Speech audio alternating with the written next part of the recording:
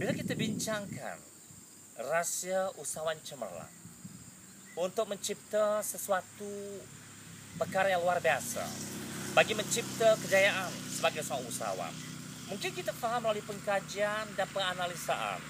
Apabila sebut sahaja usahawan, maka kita lihat ada formula, teknik dan cara untuk menggapainya. Antara kita lihat di sini ialah rahsia usahawan cemerlang. Mungkin kita boleh adaptasikan, mungkin kita boleh uraian, mungkin kita boleh analisakan. Pertama sekali ialah rajin.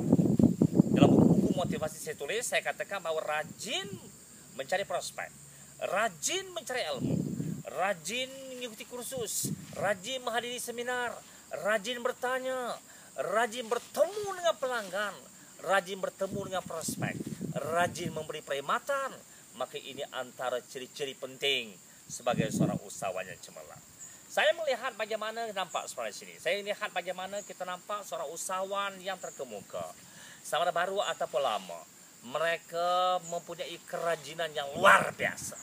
Ada segelintir mereka yang bekerja 8 jam, 12 jam. Dan kalaupun bekerja sejam, kerana mereka telah berjaya, dahulu mereka bekerja luar biasa, rajin dalam melakukan tugasan sebenarnya. Sebagai usahawan, mungkin saya rasakan rajin dah ada, maka akal. Akal perlu bertindak dengan sempurna. Karena antara akal dan minda ada dua perkara yang sama tapi tidak serupa. Akal semua kita miliki sebagai manusia, tetapi minda harus berfungsi dengan baik.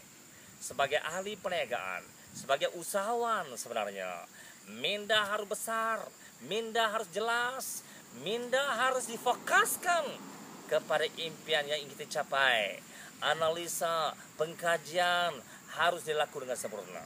Bagaimana kita melihat sesuatu, bagaimana kita memikirkan sesuatu, bagaimana kita merancang sesuatu, ia berkait rapat dengan akal dan minda kita.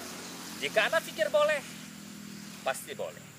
Jika anda fikir yakin, pasti yakin. Jika anda fikir besar, pasti besar. Itulah impian seorang ahli perniagaan, impian seorang usahawan. Maka rajin, akal, dan harus diingat, sabar juga harus dimainkan peranannya sebaik mungkin. Kerana seorang usahawan cemerlang, kesabaran amat penting. Kesabaran inilah yang menjadikan kita seorang usahawan yang luar biasa.